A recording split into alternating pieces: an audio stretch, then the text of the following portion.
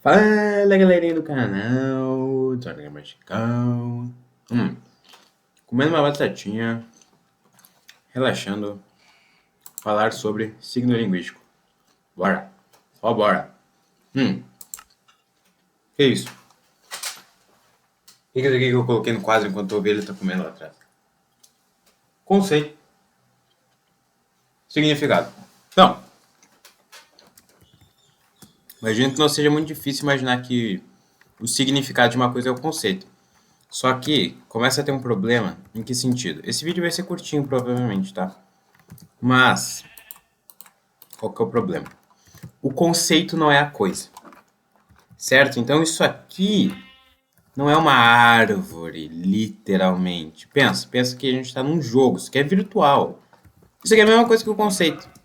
Quando eu falo árvore, eu não tô necessariamente colocando uma árvore na frente, certo? Só que eu estou implicando que eu estou, como é que eu posso dizer? Evocando, simbolizando o conceito de árvore. Eu vou matar essa ovelha. Mas o que acontece?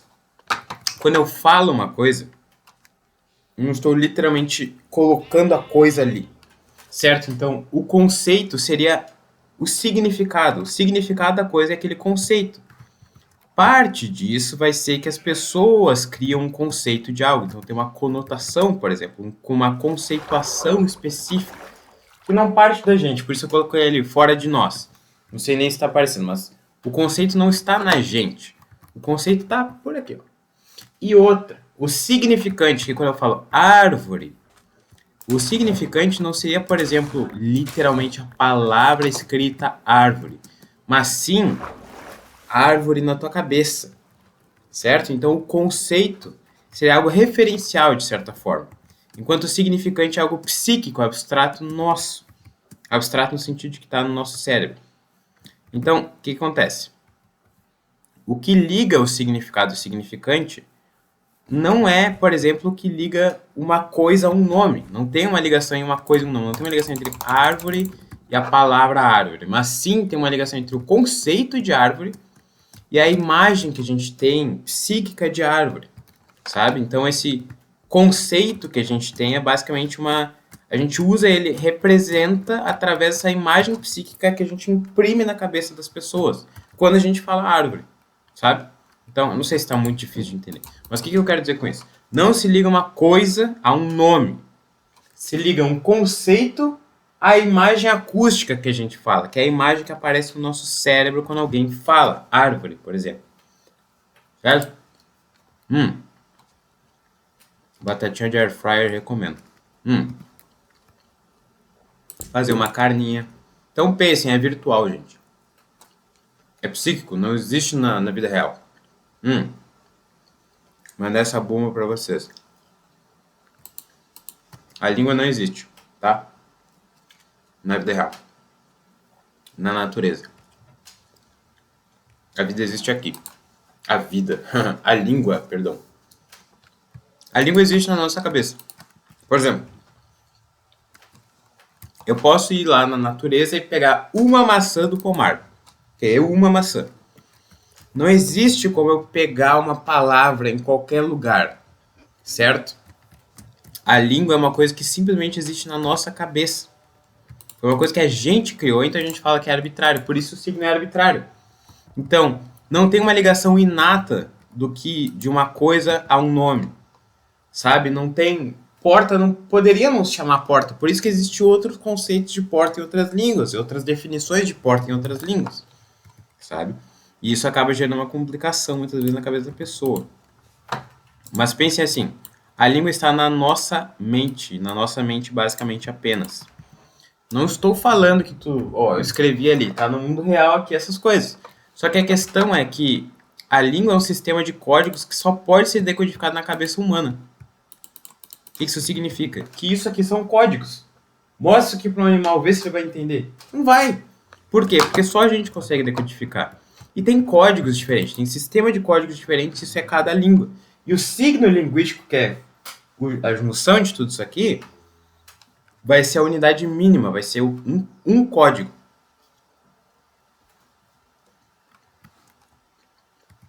E aí, Isso não. Deu pra ouvir isso? Calma aí, deixa eu aumentar o volume. Vocês estão ouvindo isso? É uma bruxa? Não sei. Mas, ó, por exemplo, a bruxa existe.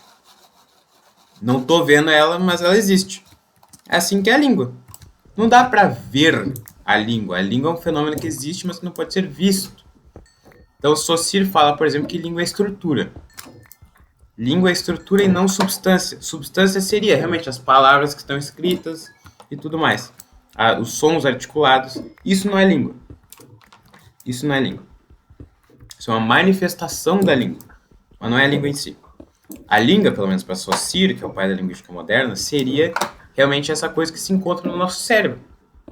Então a língua não seria propriamente dito as palavras, os nomes, as definições, o substantivo, o artigo, o adjetivo, sabe? Essas coisas seriam manifestações da língua. A língua em si é um fenômeno psíquico. Beleza? O que a gente pode tirar disso? Que a língua é arbitrária. Certo? Então, o que isso significa? Que não tem nada que determina, por exemplo, que machado vai se chamar machado. Tanto que em outras línguas se chama ex, ou sei lá como é que se chama em espanhol, machado. Sei lá, não faço a menor ideia. Certo? Tomahawk, por exemplo, tem tipos de machado diferentes, sabe? Então, o que acontece? Não é um nome, é uma coisa. Porque senão o machado só se poderia se chamar machado e mais nada. Só que não tem nada inato, assim. Deus não desceu e falou, isso aqui vai se chamar isso aqui. Bem na hora. Bom, enfim. Talvez antes da Torre de Babel, né? Não sei. Não sei. Talvez fosse assim antes. Daí os caras quiseram brincar com Deus, não pode, né? Mas, essencialmente. E tem o processo da significação. Então, cada pessoa tem um processo particular, individual, de significar, de dar sentido a essa ligação entre o significado e o significante. Então, a ligação entre o significado e o significante é a significação. Então, a gente tem que dar um sentido, ligar o conceito a essa representação psíquica que a gente tem, sabe? A imagem acústica. Claro, a imagem acústica seria mais em caso de fala, eu imagino, né? Não sei, imagem acústica é mais óbvio de perceber em caso de fala, óbvio. Mas a questão é, essas palavras que estão escritas no quadro, por exemplo, elas não significam absolutamente nada. A gente que deu um sentido a elas. Tipo, eu já falei, mostra isso aqui para um animal. Ele vai rir da tua cara, ele vai falar có, có, có, có, có, có, có, sabe? Porque não tem sentido nenhum isso aqui. Não tem absolutamente sentido nenhum. A gente que deu sentido. Por isso que ela é arbitrária. Arbitrária é algo que foi decidido, não é inato. Sabe? Basicamente.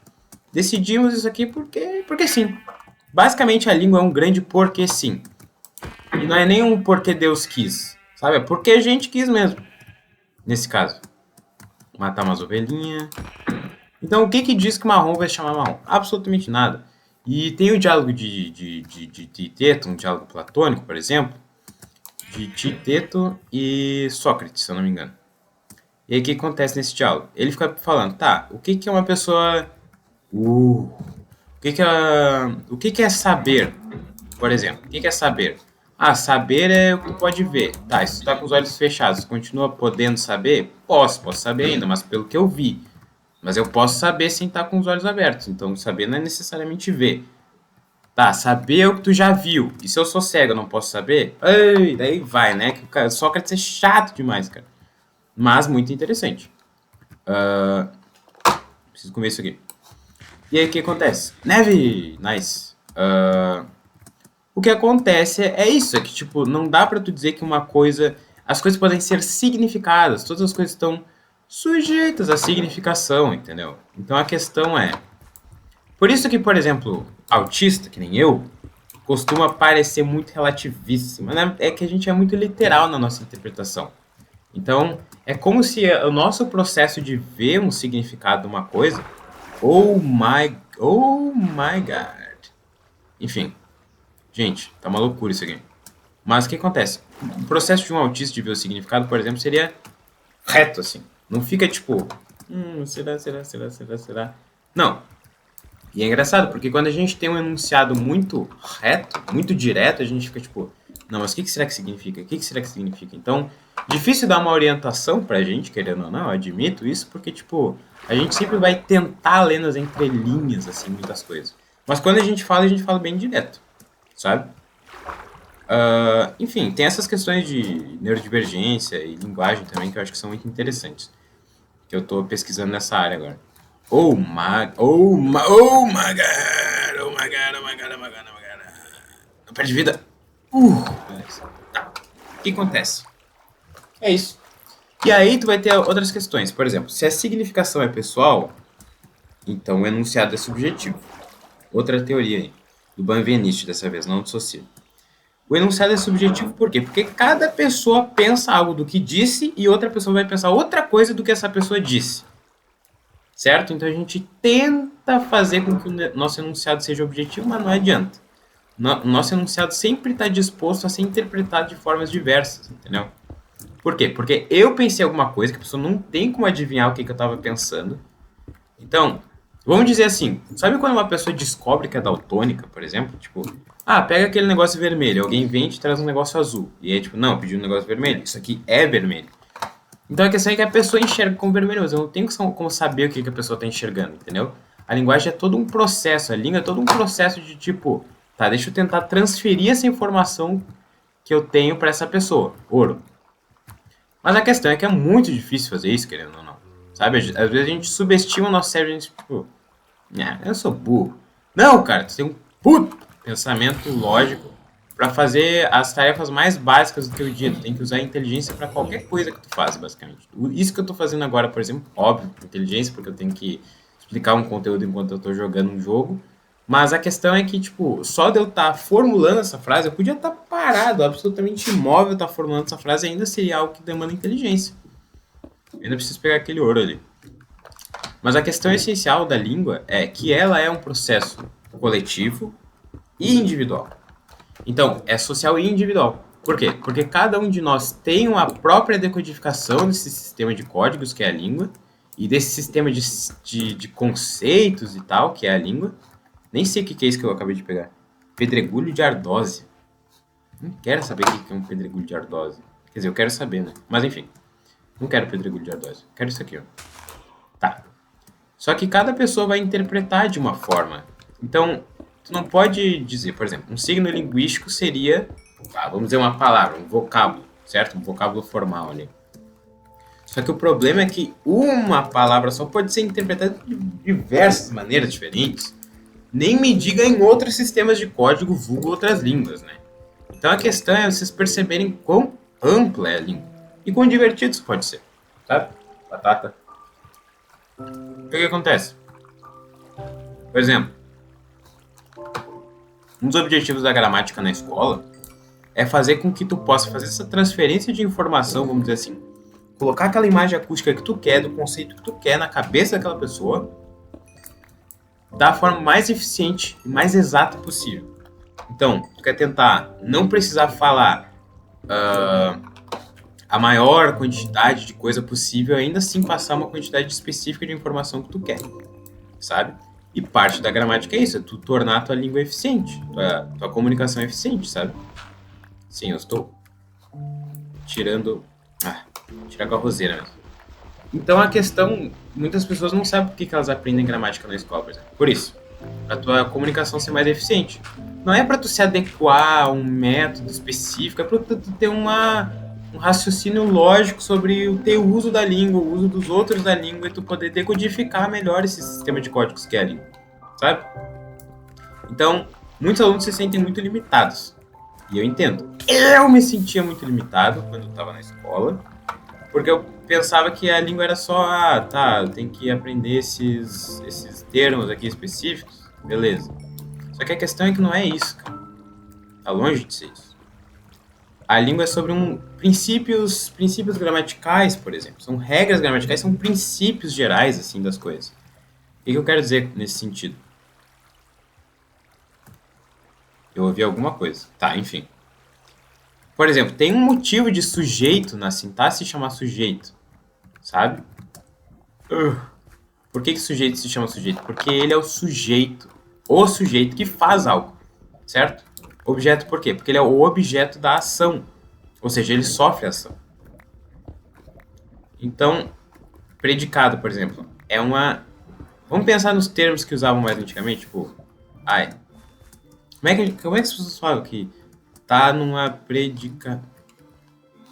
Eu não lembro, eu sei que tem um termo que a gente usava para isso, mas o predicado seria da ação em si. Onde está a ação, quem sofre a ação.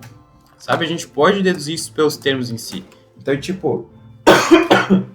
eu não sei cadê meu dicionário de latim aqui.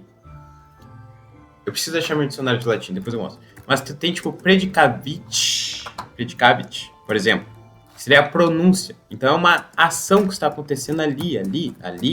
Então, o sujeito que está fazendo a ação, por exemplo, essa ação e quem está sofrendo essa ação vai estar contido dentro do predicado. Beleza? Mas, enfim, eu acho que já deu pra falar de bastante coisa interessante nesse vídeo. Acabou que eu nem usei tanto quadro, né? Mas o que eu anotei é interessante. Então, se vocês tiverem mais interesse, pesquisem signo linguístico, Saussure. A enunciação subjetiva, o que quer dizer também? Que cada pessoa é um eu. Cada pessoa que está falando é um eu. E a pessoa com quem ela está falando é um tu. São a primeira e a segunda pessoa. A terceira pessoa é uma não pessoa. O eu sempre vai falar do ponto de vista do eu. E vai estar falando para o tu, que tem outro ponto de vista. Certo? Então, primeira e segunda pessoa. Primeira pessoa quem fala, segunda pessoa quem está ouvindo. Terceira pessoa, nesse caso do Benveniste, seria uma não pessoa. Por quê? Porque ela não está no ato de enunciação. Ela não está ouvindo nem falando. Ela está sendo referenciada. Ela é um referencial nesse caso. A última coisa que eu vou fazer nesse vídeo vai ser pegar o ouro, para vocês verem eu pegando o ouro. Certo? E aí a gente tem essas questões. Mas enfim, vou dar uma acalmada agora no final. Oh, meu Deus! Cara, pensei que tinha... Enfim. Nossa, eu peguei 30 ferro, nem tinha percebido. Já dá pra fazer uma armadura. E aí, qual que é a questão, gente? O enunciado sendo subjetivo, vamos pensar assim na língua, em 3 estágios da língua, assim. Quando tá fazendo ferro, vamos fazer isso. 3 estágios da língua. Ó, quem quiser tirar print, sei lá o que vocês ficam fazendo aí. Mas, ó, 3 estágios da língua. Ó, certo. Saussure fala que a língua não é o som em si. Agora, a gente vai poder falar do som em si, ó. Vamos imaginar uma pessoa aqui falando, certo? Aqui na cabeça dela tá a língua. Língua. A língua, de fato, que é um sistema de códigos que está embutido na nossa cabeça. Não vou dizer necessariamente embutido. Aqui, esse processo daqui para cá, tem a enunciação. A enunciação é subjetiva. Vou falar mais disso em outros vídeos. E o resultado, que é o que está aqui fora, o meu texto e não sei o que lá, isso aqui é o discurso. A gente fala que o discurso é ideológico. Então, um segue o outro. A língua é psíquica, o enunciado é subjetivo e o discurso é ideológico. Por quê?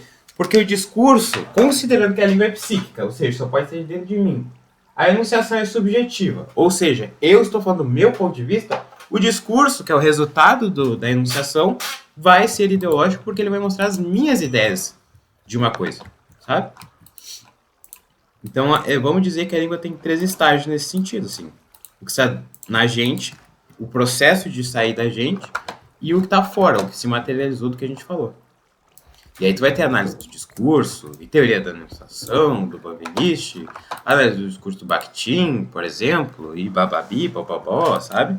Essas coisas são extremamente interessantes. Então, se alguém tiver interesse nessas coisas que eu tô falando, peça para eu fazer mais vídeos sobre, porque é exatamente o que eu gosto. Vou só fazer um peitoral aqui e vou deixar vocês em paz, que eu tô enchendo o saco já.